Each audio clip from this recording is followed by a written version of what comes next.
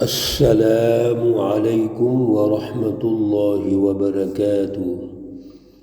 أعوذ بالله من الشيطان الرجيم. بسم الله الرحمن الرحيم. وَلَقَدْ خَلَقْنَا فَوْقَكُمْ سَبْعَ طَرَائِقَ وَمَا كُنَّا عَنِ الْخَلْقِ غَافِلِينَ. صدق الله العلي العظيم. اللهم صل على سيدنا ومولانا محمد النبي الأمي وعلى آله وأصحابه وبارك وسلم وصل علیہ. معزز سامعین و سامعات، سورۃ المؤمنون ہے، پارہ نمبر 18 ہے، آیات مقدسہ نمبر 17 تا 22 ہے. اللہ رب العزت ان آیات کا فہم، شعور اور اعلیٰ نظریہ عطا فرمائے اور عمل کی توفیق اور صلاحیت عطا فرمائے. آغاز رکوع میں اللہ رب العزت نے مومنین، متقین، سچی جماعتوں اور حزب اللہ کا جو تعارف فرمایا اور ان کے لیے دعویٰ فرمایا وہ تھا قد افلح المومنون. یہ سچی جماعت حزب اللہ یقیناً کامیاب ہوگی. پھر سچی جماعت کے 7 اوصاف اللہ تعالیٰ نے ارشاد فرمائے اور ارشاد فرما کر آخر میں فرمایا اولئک هم الوارثون الذین یرثون الفردوس ہم فیہا خالدون. اللہ رب العزت نے انسان کو توجہ دلائی کہ تم اپنے تخلیق پہ غور کرو، تم کیا تھے اور پھر تمہیں اللہ تعالیٰ نے تدریجاً کس طرح پیدا فرمایا ہے. پہلا انسان آدم علیہ السلام کو اللہ رب العزت نے اور حضرت حوا کو اس وقت کے جو تقاضے تھے وہ اس طرح بغیر ماں اور باپ کے پیدا فرمایا. اور پھر آگے سلسلہ نسل جب شروع ہوتا ہے تو اس کا تعارف فرمایا کہ تمہیں ہم نے ایک نطفہ، پھر علقہ، پھر مضغہ، یہ ترتیب ہے، اور پھر اس گوشت پر ہڈیاں چڑھائیں اور پھر ہم نے تمہیں ایک تصویر دے دی، شکل دے دی، ایک مجسمہ تمہارا بنا دیا اور خوبصورت بنایا ہے. پھر اس کے بعد تم اللہ رب العزت کے پاس چلے جاؤ گے، موت آ جائے گی، پھر اللہ دوبارہ اٹھائیں گے. یہ ترتیب و تشکیل اللہ نے ہمارے غور و فکر کے لیے رہنمائی ارشاد فرمائی ہے کہ اے انسان تو غور کر، تو پھر بھی بھٹکا ہوا ہے، صراط مستقیم کو چھوڑ کر حزب اللہ اور سچی جماعتوں کا ساتھ نہیں دے رہا، تو ان کی مخالفت کر کے گمراہی کی طرف چلا جاتا ہے. اللہ رب العزت آیت مقدسہ نمبر 17 میں ارشاد فرماتے ہیں مزید غور کرو وَلَقَدْ خَلَقْنَا فَوْقَكُمْ سَبْعَ طَرَائِقَ، ہم نے آپ کے اوپر 7 راستے بنا دیے ہیں. وَمَا كُنَّا عَنِ الْخَلْقِ غَافِلِينَ، اور ہم اپنی مخلوق سے بے خبر نہیں ہیں. اللہ رب العزت نے 7 آسمان ہمارے اوپر طے بطے بنا دیے. 7 طرائق سے مراد 7 راستے بھی ہیں. طرائق یہ طریقہ کی جمع ہے، اور وہ راستے وہ ہیں جہاں سے اللہ کے فرشتے گزرتے ہیں.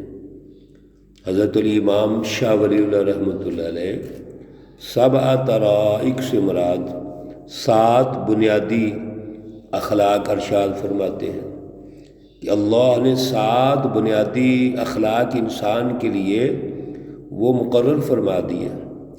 4 انسان کے اندر ہیں، ایک ہے بدن انسانی، دوسرا ہے روح ملکوتی، تیسرا ہے روح حیوانی، اور چوتھا ہے نقطہ نورانی جس کے ذریعے انسان اللہ کی طرف رجوع کرتا ہے۔ اور 3 جو طرق ہیں وہ اللہ رب العزت کے پاس آسمانوں پہ ہے، مالائے اعلیٰ ہے، اور پھر مالائے سافل ہے، اور عرش الہی ہے۔ اس کے ذریعے سے اللہ رب العزت انسان کی ترقی دیکھنا چاہتے ہیں، اس لیے فرمایا وَمَا كُنَّا عَنِ الْخَلْقِ غَافِلِينَ۔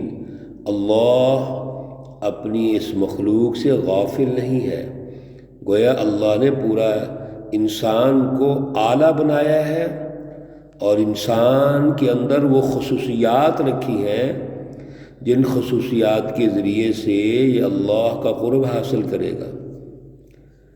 وَأَنزَلْنَا مِنَ السَّمَاءِ مَاءً، اور ہم نے آسمان سے بارش نازل فرمائی، پانی نازل کیا، بقدر، ایک مقدار میں، فَأَسْكَنَّاهُ فِي الْأَرْضِ، پھر اس کو زمین پہ ٹھہرا دیا، وَإِنَّا عَلَى ذَهَابٍ، اور بے شک ہم اس کو لے جائیں، بِهِ لَقَادِرُونَ، تو لے جانے پہ قادر بھی ہیں۔ اللہ نے آسمان سے پانی نازل فرمایا، اور پانی بھی اتنا نازل فرمایا جتنی ضرورت ہے، ماء بقدر۔ اگر اللہ زیادہ پانی نازل فرماتے ہیں تو طوفان آ سکتا ہے، سیلاب آ سکتا ہے، پریشانیاں پیدا ہو سکتی ہیں۔ اور پھر اللہ رب العزت نے وہ پانی جو ہے وہ زمین میں ٹھہرا دیا، پانی آیا، بارش آئی، ضرورت کے لیے استعمال ہوا، اور پھر وہ زمین میں جذب ہو گیا، کچھ گڑھوں پہ چلا گیا، کچھ نالوں پہ چلا گیا، اور زمین میں جذب ہو گیا، اور پھر وہاں سے لوگوں نے اس کو دوبارہ نکالا اور کنویں بنا لیے۔ پہلے ادوار میں کنویں ہوتے تھے، کنووں کے ذریعے سے پانی جو ہے وہ نکلتا تھا۔ اللہ رب العزت نے گویا اس پانی کو نازل فرما کر ہمارے لیے مفید بنا دیا۔ فَأَنشَأْنَا لَكُمْ بِهِ جَنَّاتٍ، پھر جب وہ پانی زمین پہ آتا ہے تو ہم تمہارے لیے اگاتے ہیں باغات۔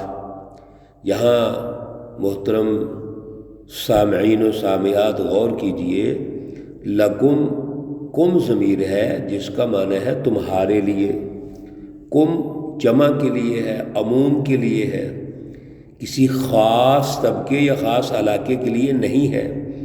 اس لیے اللہ کے جتنے وسائل ہیں ہر جگہ اللہ کم کے ساتھ ارشاد فرماتے ہیں، یعنی تم سب کے لیے ہے، پوری انسانیت کے لیے ہے۔ یہاں بھی اللہ فرماتے ہیں پھر ہم نے تمہارے لیے باغات اگائے، کس کے؟ نخیل، کھجوروں کے، وَأَعْنَابٍ، اور انگوروں کے، لَكُمْ فِيهَا فَوَاكِهُ، تمہارے لیے اس میں فروٹس ہیں، پھل ہے، کثیرۃ، بہت زیادہ، وَمِنْهَا تَأْكُلُونَ، اور تم اس میں سے کھاتے ہو۔ وَشَجَرَةً، اللہ رب العزت کہتے ہیں کہ درخت ہیں، تخرج من طور سینا، جو طور پہاڑ کی سے نکلتا ہے، تنبت بالدہن، اس طور پہاڑ سے ایک درخت ہے، زیتون کا درخت، جو اگتا ہے اور اس میں سے تیل نکلتا ہے۔ وَصِبْغٍ لِّلْآكِلِينَ، ایک تو اس تیل کے ذریعے سے ہم مختلف فوائد حاصل کرتے ہیں، اپنے جسم کی مالش اور ضروری جو فوائد ہیں، اور ایک اور فائدہ ہے وَصِبْغٍ لِّلْآكِلِينَ، جو روٹی کھانے والے ہیں، کھانا کھانے والے ہیں، وہ اس میں روٹی ڈبو کے کھاتے ہیں۔ زیتون کے تیل کے بڑے فوائد ہیں اور زیتون کے درخت کی بڑی اہمیت ہے۔ قرآن پاک نے والتین والزیتون وطور سینین، وہاں بھی قسم بھی اٹھائی ہے اللہ رب العزت نے۔ تو یہاں تو چونکہ وقت مختصر ہے، کسی اور جگہ انشاءاللہ عرض کریں گے کہ زیتون کے کیا کیا فوائد ہیں۔ یہاں تو اللہ نے 2 فائدے بتائے اور دونوں آج بھی دنیا اٹھا رہی ہے۔ پھر یہ تو وہ نباتات تھے جس سے اللہ رب العزت نے ہمیں فائدہ اٹھانے کے لیے کہا، اور ہمارے لیے اللہ نے اپنی مخلوق انسانیت کے لیے پیدا فرمائے۔ اب اللہ حیوانات کی بات کرتے ہیں، وَإِنَّ لَكُمْ فِي الْأَنْعَامِ لَعِبْرَةً، اور بے شک ذرا چوپایوں پہ غور کیجئے، تمہارے لیے، یہاں بھی کم ضمیر ہے کہ تمہارے لیے اللہ نے چوپایوں میں بہت بڑا انعامات رکھے ہیں، توجہ ہے اور اس میں عبرت ہے۔ نسقیکم مما فی بطونہا، تمہیں اللہ اس میں سے، ان کے پیٹوں میں سے پلاتے ہیں۔ کیا پلاتے ہیں؟ دودھ پلاتے ہیں۔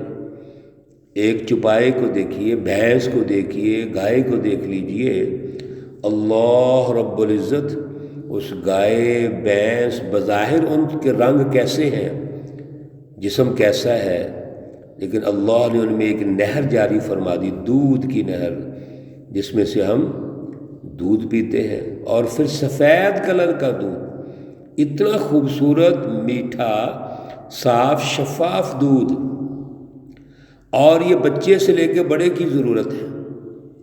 وَلَكُمْ فِيهَا مَنَافِعُ، اور تمہارے لیے اس میں اور بھی فائدے ہیں، کثیرۃ، بہت زیادہ۔ ہم چوپایوں سے اور کتنے فائدے اٹھاتے ہیں، ان کی اون سے فائدہ اٹھاتے ہیں، اسی طریقے ان پہ سفر کرتے ہیں، نقل و حمل کے ذرائع ہیں۔ وَمِنْهَا تَأْكُلُونَ، اور بعض چوپائے ایسے ہیں جن کو اللہ نے حلال قرار دے دیا ہے، آپ اس میں سے کھاتے بھی ہیں، ان کا گوشت کھاتے ہیں۔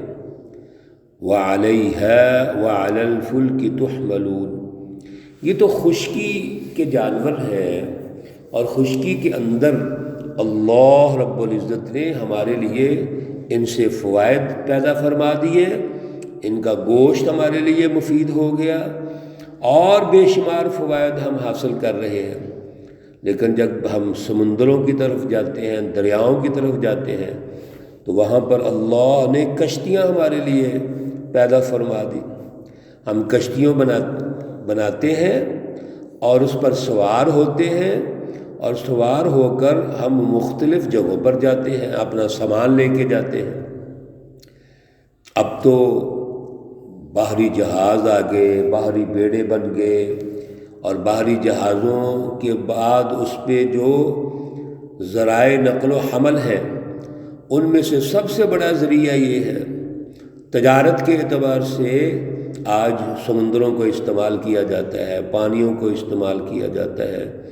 اس وقت چھوٹی کشتیاں تھیں، انہی کشتیوں کی اگلی جو شکلیں ہیں وہ بڑے بڑے جہاز ہیں، دیو ہیکل جہاز، بڑی بڑی جہاز کی قسمیں ہیں آگے جو بنائی گئیں، اور ان کے ذریعے سے تجارت اور کاروباری جو طریقے ہیں وہ استعمال کیے گئے ہیں۔ محترم حاضرین، سامعین، توجہ کیجئے، سب کچھ اللہ فرما رہے ہیں یہ تمہارے لیے ہے، پوری انسانیت کے لیے ہے۔ اللہ کا جتنا بھی تدبیری نظام ہے انسانیت کی ترقی کے لیے ہے۔ اللہ رب العزت ہمیں شعور عطا فرمائے۔ رمضان المبارک کا آغاز ہے، پہلا عشرہ رحمت، رب اغفر وارحم وانت خیر الراحمین، یہ دعا پہلے عشرے کی ہے۔ رب اغفر، اے میرے پروردگار مجھے بخش دے، وارحم، اور رحم فرما، وانت خیر الراحمین، اور تو بہترین رحم کرنے والا ہے۔